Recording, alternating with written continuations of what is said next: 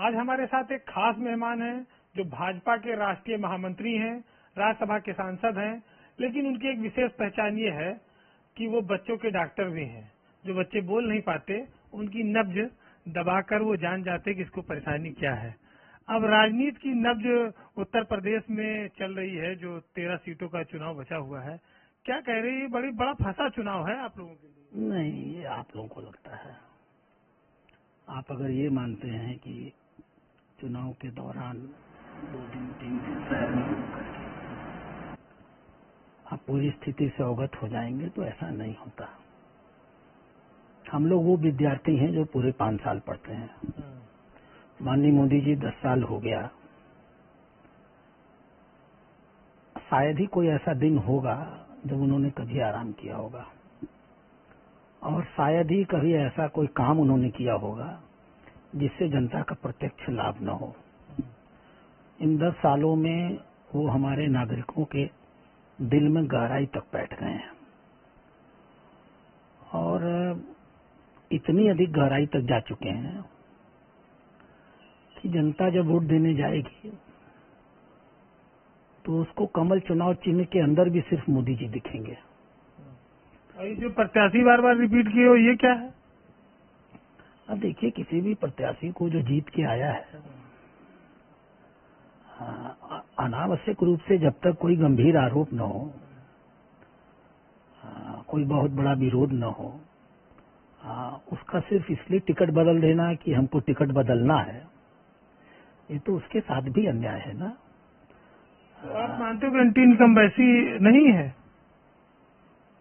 मोदी जी के प्रति pro incumbency इतनी अधिक है कि अगर थोड़ी बड़ी कहीं एंटी इनकम्बेंसी होगी तो वो भी साथ में बह जाएगी। मोदी जी एक सुनामी की तरह लोकप्रियता पा चुके हैं, बहुत गहराई में उनका संदेश जा चुका है।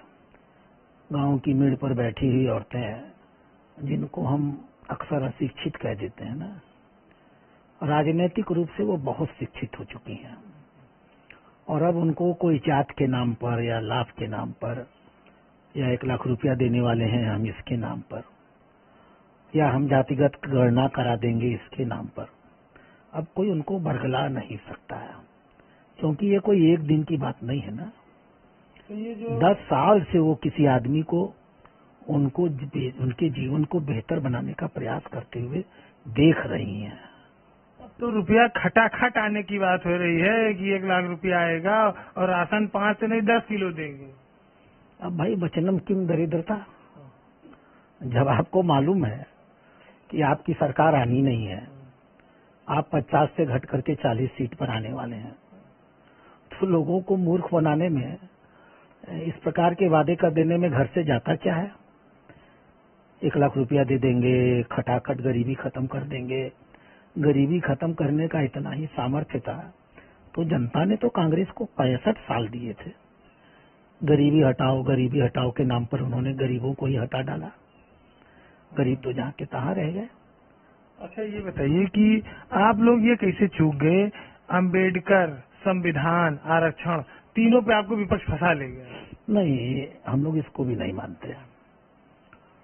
जनता बहुत पढ़ी लिखी हो चुकी है, और जनता को मालूम है कि इस देश में संविधान 106 बार बदला गया है। जनता जानती है। जनता को मालूम है कि 1950 में देश आजाद हुआ और 1951 में ही नेहरू जी ने संविधान बदल दिया और लोगों के अपने विचार अभिव्यक्त करने के अधिकार को छीन लिया, लोगों की संपत्ति के अधिकार को छीन लिया। तो इनके सारे काले चिट्ठे और इनके तानाशाही वृत्ति, लोकतंत्र के प्रति इनकी न सिर्फ अरुचि बल्कि वास्तव में अंदर से एक आक्रोश और असहमति। जनता भली बात 65 साल के, जैसे मैंने आपसे कहा कि 10 साल में मोदी जी ने अपनी अच्छाइयां लोगों के दिल में बैठा दी है, वैसे ही 65 सालों में कांग्रेस ने अपनी बुराइयां लोगों के दिल में बैठा दी है, और अब वो जल्दी उतरने वाली नहीं है। तो ये जो इतनी भीड़ आ रही है लाखों लाख की अखिलेश और राहुल की जनसभा में, ये आप लोग नहीं देखते? देखते हैं, और मैं चुनौती के साथ कहता हूं, आज देश में माननीय नरेंद्र मोदी जी को छोड़ दिया जाए तो किसी के अंदर ये सामर्थ्य ही नहीं है कि बिना पैसे की भीड़ इकट्ठा कर सके। ये जितने भी लोग आपको दिखते हैं वो सब फंडेड लोग हैं, और जो कभी कभी आप उनके मंचों पर झगड़े देखते हैं, वो झगड़े भी इसीलिए होते हैं कि हम यहाँ आ गए, हमको पैसा नहीं मिलल। अब के उनके पास काम के खाता तक तो सीज कर दियो आप, सब फंडिंग बंद है, कहाँ पैसा है? अरे आप कैसी बात कर रहे हैं? हम उनके 1 नंबर के पैसे को बंद कर सकते हैं। कांग्रेस की पहचान 2 नंबर के पैसे से है, और आज से थोड़े है। मुद्रा का जीप कांड हुआ था, सेना का जीप कांड का भ्रष्टाचार करके ये सब पैसा लाए थे। नटवर लाल के माध्यम से इंदिरा गांधी पूरे बैंकों का पैसा लूट लिया करती थी। ये तो पैसे से डूबे हुए हैं ऊपर तक। अरे अब तो नेहरू छोड़ दीजिए, बहुत पुराना मामला हो गया। देखिए, नेहरू को छोड़ना बहुत आसान है। अगर उनके उत्तराधिकारी जो उनके नाम पे राजनीति कर रहे हैं, अगर वो ईमानदारी से राजनीति करने लगे, त्याग, तपस्या और बलिदान की राजनीति करने लगे, तो लोग उनमें और नेहरू और इंदिरा गांधी में अंतर देखने लगेंगे। लेकिन जब वो वही कुछ करते दिखेंगे जो नेहरू जी के जमाने में होता था, कपड़े धुल करके लंदन से आते थे, सुना है कभी आपने? तो जब उनका भी जीवन वैसा ही रहेगा जैसा नेहरू जी और इंदिरा गांधी का था, तो पहले वो तो छोड़े, नेहरू और गांधी को अपने नाम के आगे से गांधी हटा ले। वो गांधी तो है नहीं। तब आप पीछा छोड़ेंगे? नहीं, हम पीछा नहीं छोड़ेंगे। तब जनता उनके बारे में विचार करेगी कि कांग्रेस में क्या कोई नई पौध आ गई है। देखिए, एक बात समझिए, अगर जनता के मन में उनको लेकर ये भाव न हो तो हम जनता के मन में ये भाव डाल ही नहीं सकते हैं। किसी चीज का परसेप्शन पॉलिटिक्स में, उनके बारे में लोग ये मानते हैं कि ये वही हैं खूनी पंजे वाले, 65 साल जो उनका नाम था किसी जमाने में, खूनी पंजा। आज कुर्सी से नीचे हैं तो लाख रुपया जब कुर्सी पर बैठने लगेंगे तो 1975 में लगाया गया आपातकाल किसी को भूल गया है क्या? इस चुनाव में बहुत आया बार बार, आप संगठन के आदमी हो, कि जातियों के समीकरण में बीजेपी मात खा गई। जैसे ठाकुर पूरब में, पश्चिम में भी नाराज हुआ, पूरब में भी नाराज हो गया। भारतीय जनता पार्टी कभी भी जातियों का समीकरण नहीं करती है। हम तो हिंदू मुसलमान भी नहीं करते हैं, हम करना नहीं चाहते। हमने नुकसान नहीं देख रहे हैं। तो नारा दिया था सबका साथ, सबका विकास, सबका विश्वास, सबका प्रयास। और आप हमारी सारी योजनाओं को देख डालिए, जितनी जनसंख्या मुस्लिम समाज की है उसमें जितने लाभार्थी हैं, अगर उनकी जनसंख्या 14% है तो लाभार्थी 31% है, 32% है। ये डॉक्यूमेंट पर मैं कह रहा हूँ, इसको मैं चुनौती के साथ कह रहा हूँ। हमने तो उनको भी लाभ देने में कोई अंतर नहीं महसूस किया है। तो हिंदुओं में हम जातिवाद कैसे करेंगे? कुछ लोग कभी कभी भ्रमित हो जाते हैं तात्कालिक रूप से, लेकिन वो 1-2 चुनाव होते हैं, लौट के फिर चले आते हैं। हिंदू समाज इन जनरल एक हिंदू के रूप में कम, अब राष्ट्रवाद के नाम पर अधिक वोट करता है। अच्छा, एक आखिरी सवाल है। एक बात आई कि इस लोकसभा के चुनाव में पहले 2-3 चरण जो गया वो वोट परसेंटेज डाउन रहा, तो लोगों ने कहा कि संघ जो है बीजेपी की पूरे साथ मदद नहीं कर रहा। फिर बात आई कि बीजेपी इतनी बड़ी पार्टी होगी, हमें और जरूरत नहीं। क्या इस तरह की भी कोई बात, इसके असर है? देखिए, नासमझी की बात है। आप जिस बात को कह रहे हैं कि बीजेपी इतनी बड़ी पार्टी हो गई, ये तो एक स्वाभाविक प्रक्रिया थी। हमारे राष्ट्रीय अध्यक्ष ने ऐसा कुछ भी नहीं कहा था। ये एक सच्चाई है, राष्ट्रीय स्वयंसेवक संघ अनावश्यक रूप से अपने नियमों और सिद्धांतों से परे जाकर के भारतीय जनता पार्टी की गतिविधियों में कभी भी हस्तक्षेप नहीं करती है। ये तो एक नॉर्मल रूटीन प्रक्रिया है हमारे उनके बीच की। उसमें उन्होंने कुछ नहीं कहा था, उसको गलत दिशा देने का प्रयास हुआ। और जहां तक कम वोट का सवाल था, सच्चाई यही थी कि उस समय जो पहला चुनाव हुआ, हमारे विपक्ष में जो लोग थे वो बहुत कमजोर थे। वो हमको कहीं चुनाव प्रचार में चुनौती देते हुए दिख नहीं रहे थे। जब तक युद्ध में दोनों ओर से युद्ध नहीं होता है, जनता को मजा नहीं आता।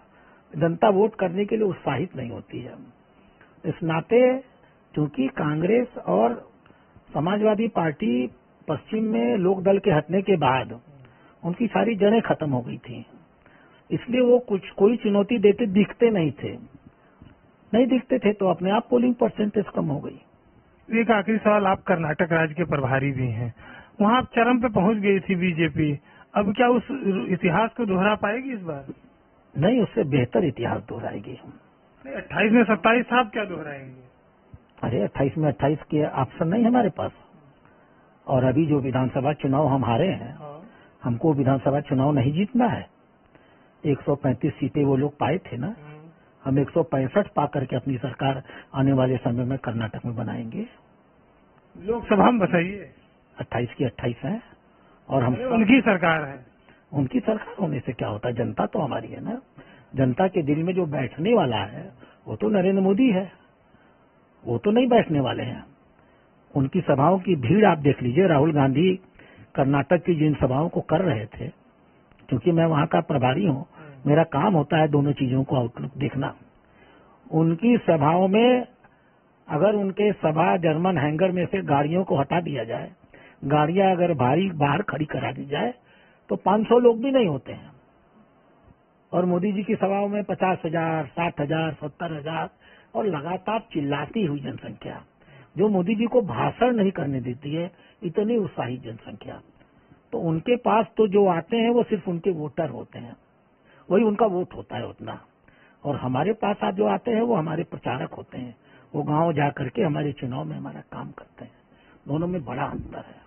तो ये डॉक्टर राधा मोहन दास अग्रवाल जी थे, जो राजनीति में फर्श से लेकर अर्श तक पहुंचे हैं, अपने जीवन को सादगी और ईमानदारी से जीते हैं।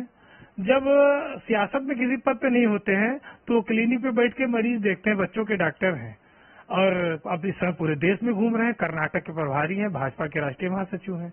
उनकी बातें कितनी सार्थक और सच्ची होंगी, ये 4 तारीख को जब चुनाव परिणाम घोषित होंगे तब पता चलेगा।